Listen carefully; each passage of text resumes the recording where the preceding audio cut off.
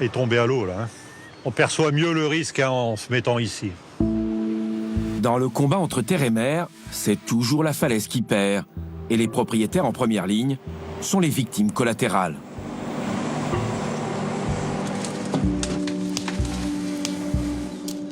Le recul des falaises est un phénomène inexorable. Donc la stratégie, c'est une stratégie de repli intelligente. Il faut prendre ce phénomène comme une opportunité pour reculer l'urbanisation, de façon à ce que l'action anthropique de l'homme soit minimale sur ce phénomène.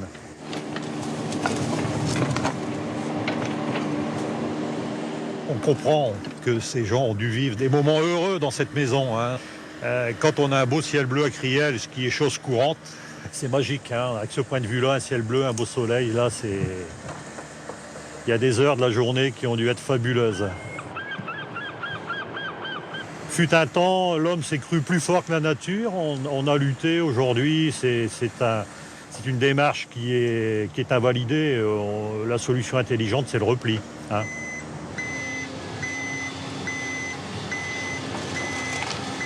Coût total de l'opération, 180 000 €.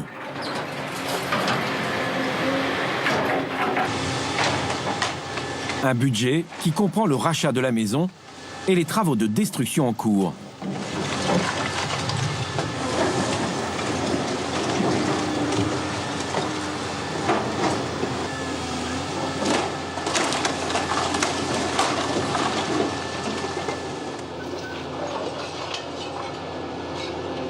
Claude Samuel est à la retraite. Il vit dans ce quartier depuis plus de 30 ans. Il vient en voisin. Vous habitez où? Non, en France. Ah, juste à côté? À côté. Et votre maison va être détruite? Non. Celle-ci? Bah non, bah non. Pourtant, elle est à proximité hein, de la falaise. Elle est toute neuve, celle-là. Ah non, elle est plus basse, la mienne. Hein. Non, on est serein. Hein. On est serein pour sa maison. Puis de toute façon, il y a tout un système de surveillance qui est en place. Hein, le BRGM, le réseau d'observation du littoral normand-picard. Ils sont venus sonder il n'y a pas longtemps, là. Ils ont dit... Donc, il y a de la marge.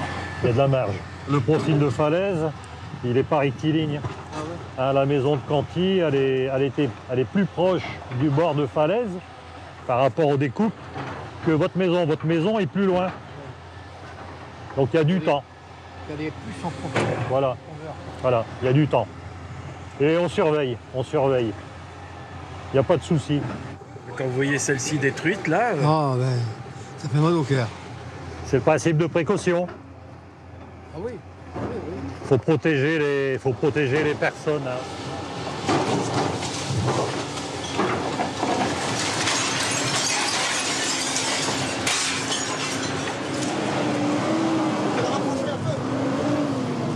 À 84 ans, Claude Samuel est pourtant convaincu qu'il finira ses jours dans la maison qu'il vient juste de rénover. Selon le plan de prévention des risques, avant la fin du siècle, il est possible que la falaise recule de 65 mètres ou plus. Sur les hauteurs, dans les 20 ou 30 prochaines années, d'autres maisons seront démolies. En attendant, il faut surveiller, traquer la moindre faille. Face à ce fléau, les communes adoptent des politiques différentes. La preuve, à quelques kilomètres seulement de Criel, Aulthe-sur-Mer. Nous quittons la Normandie pour la Picardie. C'est ici que démarrent les premières falaises. Un paysage qui rompt brutalement avec les dunes du Nord. Au temps de sa splendeur, avec son port et ses activités de pêche, il y avait près de 5000 habitants dans la commune, pour un peu moins de 1500 actuellement. Un déclin lié essentiellement à l'érosion des falaises.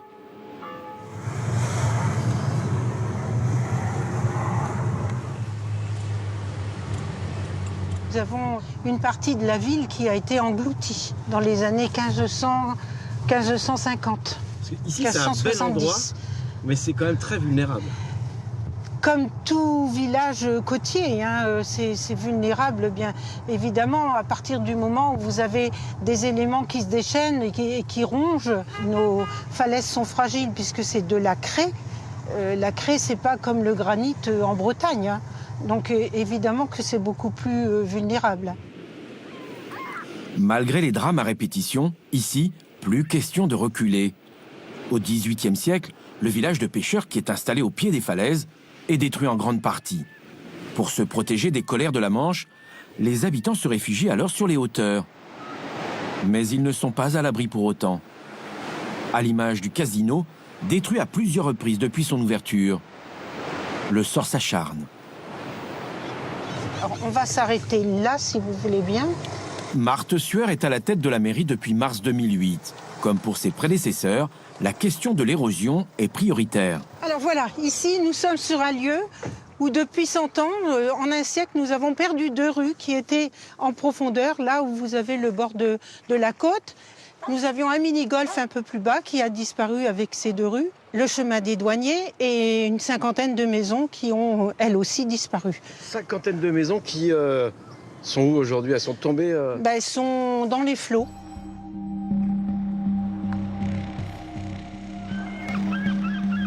Voici Aulthe-sur-Mer au début du XXe siècle. Le quartier, on le voit sur ces images, prises à plus de 80 ans d'intervalle, a perdu du terrain. Un recul de 70 mètres environ, avec la rue Saint-Valéry, qui longe désormais la falaise. Et vous avez peur que ça continue? C'est inévitable, c'est le rôle de la nature, hein, c'est de grignoter, de grignoter. Et pourtant, qui sait si on fait des travaux importants pour justement sauvegarder nos habitations, nos rues, et on fait tout ce que l'on peut, mais contre la nature, on n'arrivera pas à se battre et à gagner. Séduit par cette station balnéaire, Victor Hugo, l'écrivain et député, fut l'un des premiers à se battre pour défendre la ville contre les assauts de la mer. Les élus refusent toujours d'abdiquer.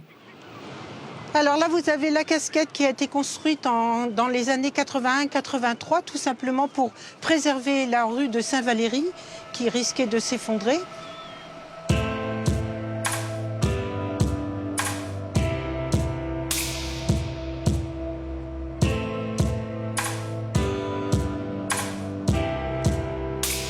Mais quel intérêt d'investir autant pour lutter contre la nature?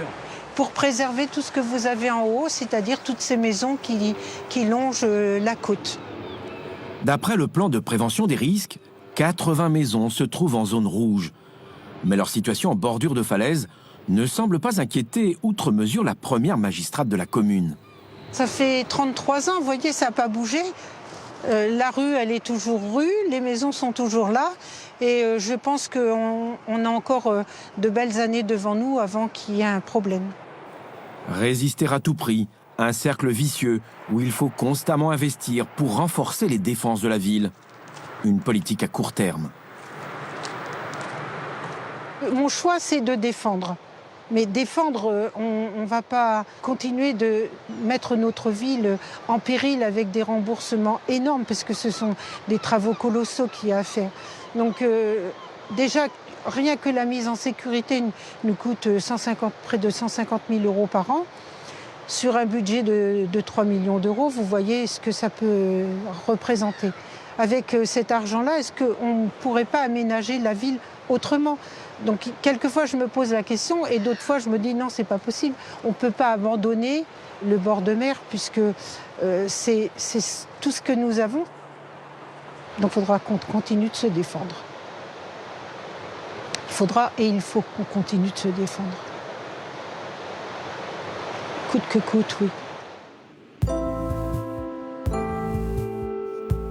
Dans la commune voisine de Criel-sur-Mer, les rares tentatives d'aménagement et de renforcement des falaises ont été vaines. Des défenses qui, aux yeux de l'ancien maire, sont à terme toutes vouées à l'échec. Vous avez l'exemple d'un aménagement qui a été mal conçu, mal étudié, et sur lequel on ne fait rien, mais qui bloque tout le transit de galets, qui servait quand même à protéger le pied de falaise. Et vous apercevez que maintenant, Lorsque la mer monte même à des marées de petits coefficients, elle tape au pied des falaises et bien entendu participe à la chute des falaises. C'est totalement irresponsable parce qu'on engage des sommes faramineuses de deniers publics et qui, on le voit sur le long terme, ne donnent rien du tout. C'est-à-dire que la ville de Holt, votre voisine, n'aurait jamais dû construire ces ouvrages? Ah ben, c'est pas la ville de Holt, ni la maire de Holt qui est à critiquer. Ce sont les instances supérieures et voire des bureaux d'études qui ont participé à des constructions dont on sait maintenant qu'elles n'ont servi à rien, voire elles ont accentué le phénomène et voire rendu la ville de Holt encore plus vulnérable.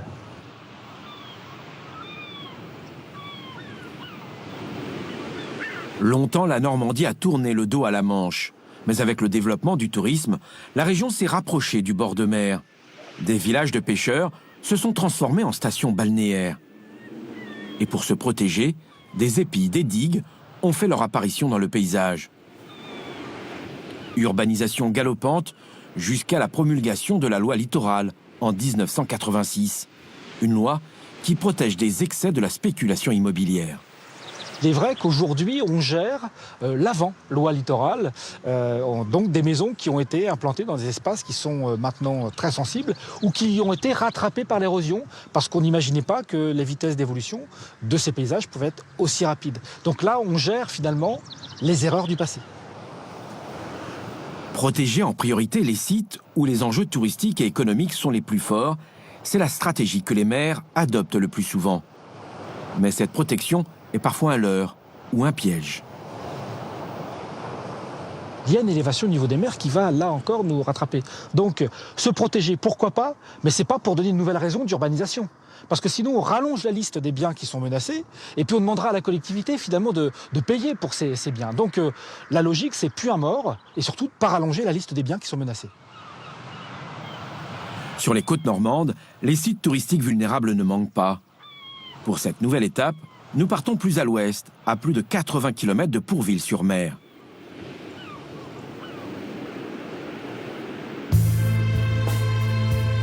Nous voici sur la côte d'Albâtre. Étretat et sa célèbre aiguille percée qui a inspiré tant de grands peintres ou d'écrivains français. Classées au patrimoine mondial de l'UNESCO, ces falaises monumentales ont été sculptées par la nature. Ici, l'érosion marine ne gangrène pas le paysage, elle le sublime. Il faut dire que ces parois de craie sont beaucoup plus résistantes et moins friables qu'ailleurs en Normandie. Si cette commune du pays de Caux fait parler d'elle, c'est pour d'autres raisons que sa beauté naturelle ou l'érosion de ses falaises. À Étretat, le fléau a pour nom submersion marine.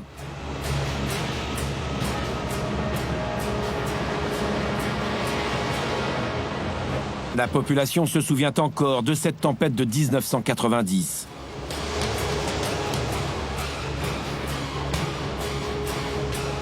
La mer s'engouffre à près de 700 mètres à l'intérieur de la ville.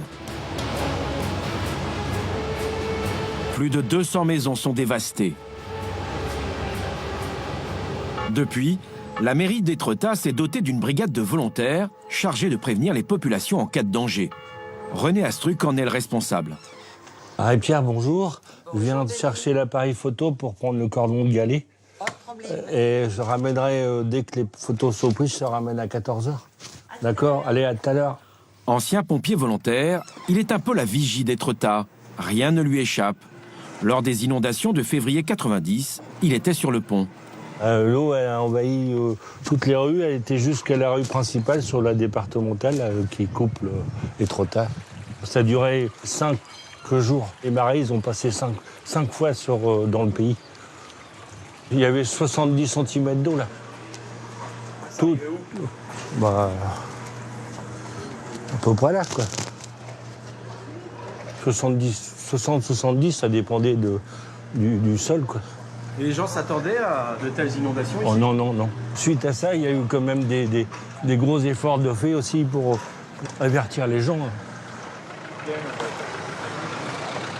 Après 90, il y a eu des gens qui ont installé des planches pour éviter que l'eau rentre dans les maisons. Tout le monde ne le fait pas. Non. Et comment vous expliquez le fait qu'il n'y en ait plus autant qu'avant?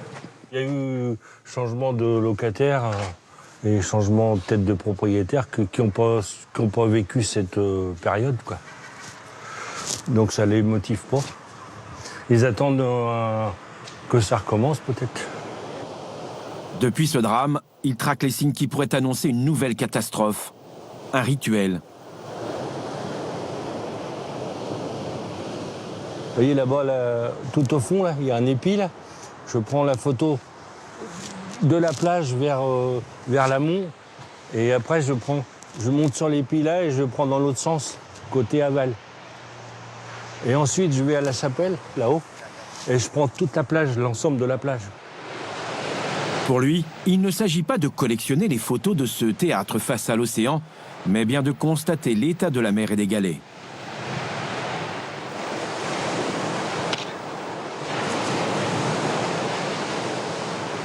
Les galets sont une obsession car il sait qu'ils sont essentiels pour la protection de la ville.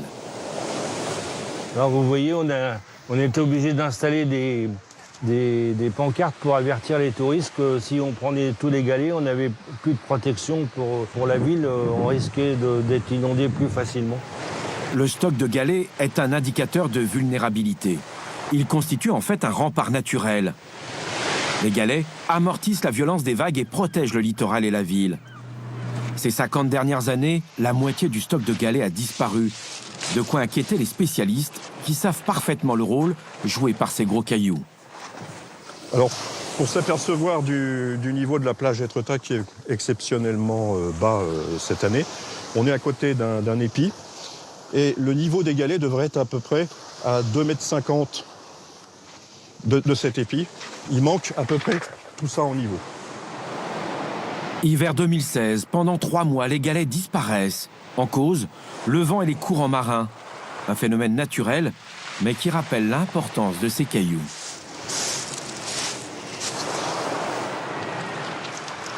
Sur les plages de Normandie, en particulier sur celle d'Étretat, le galet est une pierre précieuse. S'il n'y a plus de galets sur une plage pour une raison X, soit parce qu'ils ont été déportés par les vents d'un côté de la plage, soit parce qu'ils ont totalement disparu, à ce moment-là, la mer peut plus facilement passer par-dessus les défenses que l'homme a construites pour ses biens et ses activités. Les pires conditions, je pense qu'on les a connues en 1990. Je pense qu'on ne pouvait pas aller beaucoup au-delà. C'est-à-dire des vagues de 5 à 6 mètres en moyenne, un niveau du galet extrêmement bas au point qu'il n'y avait plus de galets. Tous les galets étaient partis côté amont de la plage. Il restait que du sable à ce moment-là. Et puis une tempête de l'ordre de force 9 à 10 d'un secteur nord-ouest, vent venant du large, disons. Des conditions extrêmes, certes, mais pas de victimes à déplorer, car l'alerte avait été donnée à temps. Depuis 1984, il existe en France un dispositif qui permet aux populations d'être averties en cas de menace de submersion marine. Tout a commencé ici. Il y a eu une tempête ici à Étretat en janvier 84 qui a provoqué une inondation très importante de la ville. Et la météorologie nationale à l'époque, qui était basée à la station du Havre, a pensé qu'il était tout à fait possible de faire des annonces d'inondation par la mer, alors que jusqu'à présent, elle ne le faisait pas. Nous avions les moyens, mais nous n'avions pas de consignes là-dessus. On se dit, après tout, on a des outils, on sait bien prévoir le vent, on sait bien prévoir les vagues. Pourquoi ne pas mettre au point un système de prévention? Donc ça a commencé à cette époque-là. Aujourd'hui, c'est toute la France maintenant qui est couverte par ce qu'on appelle la vigilance vague submersion de Météo France. Le système d'alerte ne suffit pas. Après chaque coup de vent, les services de la mairie renforcent le brise-lames. Il ne peut y avoir la moindre fissure, car l'eau pourrait s'infiltrer et menacer l'édifice, et derrière, les bâtiments et les infrastructures de la ville.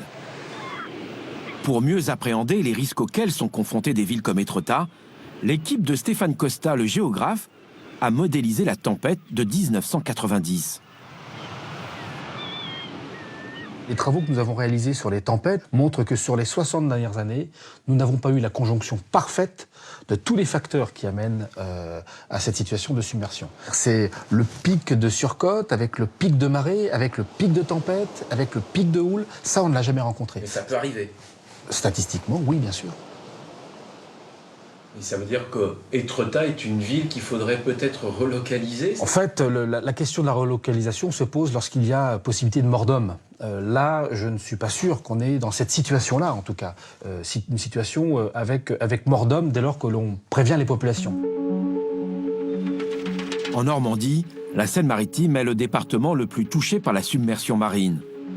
Avec Étretat, 10 communes sont étroitement surveillées. Dans le Calvados, seul Saint-Aubin-sur-Mer est à risque. Avec les changements climatiques, la situation va s'aggraver. Les élus pourraient bien à terme devoir déplacer leur population et leur commerce.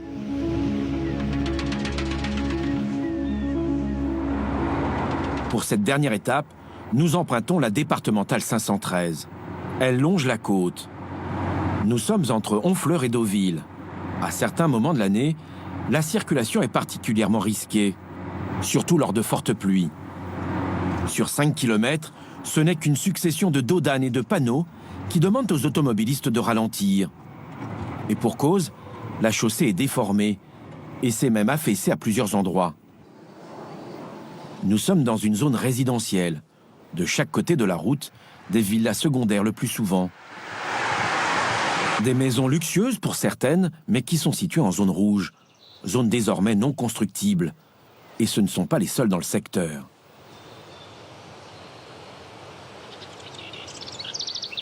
Villerville, c'est 800 habitants l'hiver et 4000 l'été.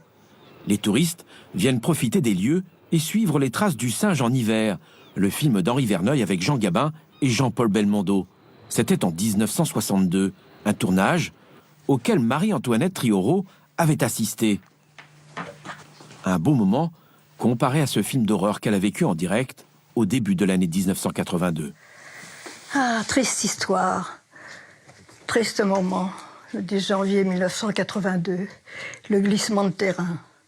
Autrefois, c'était le camping qui s'étalait tout le long de la plage. Les terrains, voici la descente et le quartier des Graves, le chemin des Graves. Un tremblement de terre, voilà. Voilà. Vous vous souvenez de ce jour-là? Ah oui, je me souviens de ce jour-là. Mais moi, j'étais très prise à la mairie à ce moment-là, parce qu'il fallait chercher des abris pour les gens. Il fallait ouvrir les maisons pour les abriter. Parce qu'il y avait... Ils étaient dehors, il n'y avait plus rien. C'était très dramatique, très grave. Oui. Dans la nuit du 13 au 14 janvier 82, la bande littorale qu'on savait plus ou moins stable s'est effondrée. Plusieurs villas bâties en bordure de mer se sont écroulées, d'autres sont menacées. Il n'y a pas de victimes, mais les dommages sont énormes. Une faille de 4 mètres de large, profonde de 3 mètres, s'est ouverte sur 1 kilomètre. Malheureusement, les catastrophes naturelles, la loi venait de passer, mais le décret d'application n'a eu lieu qu'au mois d'août, donc les assurances n'ont pas marché. Et moi, ce qui m'a le plus impressionné, c'est que la côte était ouverte, ça faisait une faille. On avait l'impression que ça allait s'ouvrir et nous prendre.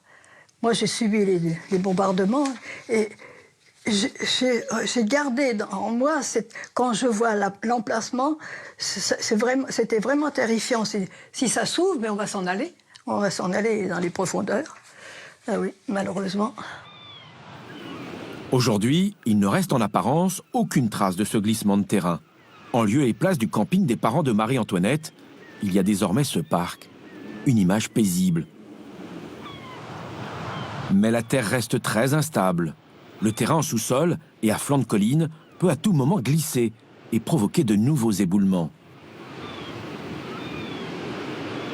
En 1840, la falaise se trouvait à l'endroit où il y a le trait rouge, soit à plus de 40 mètres du rivage actuel. Pour stopper ce phénomène, les anciens avaient construit des digues. Sans succès.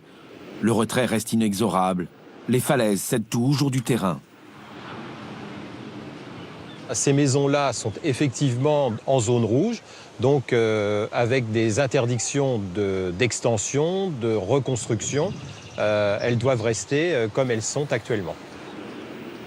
Plus loin, des maisons ont même dû être abandonnées. L'urbanisation, l'érosion marine et les conditions climatiques empêchent désormais la commune de se développer. Villerville est installée sur un éperon rocheux. En équilibre précaire, Une nouvelle tempête, comme celle de 1982, pourrait avoir des conséquences dramatiques. Pour les propriétaires, il y a toujours un danger potentiel, mais la commune s'est engagée depuis les inondations de 2003 à faire d'importants travaux pour un montant de 7 millions d'euros. Une course contre la montre pour le maire qui sait qu'il n'a pas de temps à perdre. Pour une commune comme la vôtre, ne pas faire les travaux, c'est condamner toute cette partie-là. Voilà, alors c'est condamner dans un premier temps effectivement les maisons dites de premier rang, et puis après c'est un phénomène de cascade, hein, puisque compte tenu de la fragilité des lieux, ça peut aller jusqu'à prendre tout le village qui se retrouverait malheureusement à la mer. Donc il faut absolument que nous fassions ces travaux-là. Le maire a pu débloquer la majeure partie des 7 millions d'euros, mais il en manque encore. Conséquence, les travaux n'ont toujours pas démarré. Vivre à Villerville, c'est vivre avec le risque de voir un jour sa maison tomber? Non, je crois que c'est pas comme ça. Enfin, les élus ne doivent pas parler sur cette base-là. Je crois que c'est le risque, on le connaît, il existe depuis des siècles. Bon, là, on a la solution technique, donc il faut qu'on le fasse. Ça n'est pas que pour quelques propriétaires, c'est pour l'ensemble du village, puisque le village est sur un éperon rocheux et c'est l'ensemble du village qui est concerné. Donc on doit conforter la falaise pour soutenir l'ensemble et justement les biens et surtout les personnes.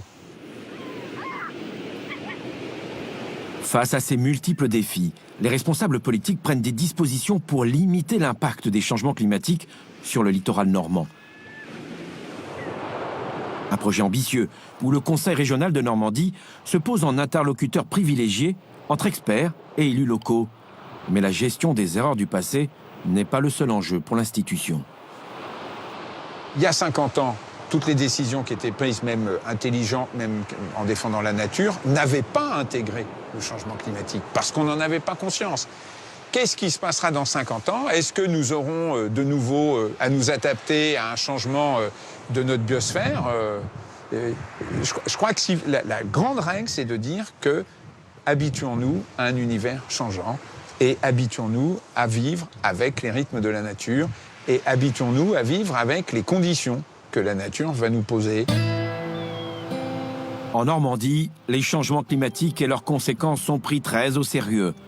Le vice-président de la région, géographe de formation, sait qu'un jour ou l'autre, il faudra délocaliser les sites urbanisés du bord de mer. Aux hommes politiques d'anticiper. Après tout, gouverner, c'est prévoir. Rien n'est encore écrit, tout est à écrire, dit-il, mais avec intelligence.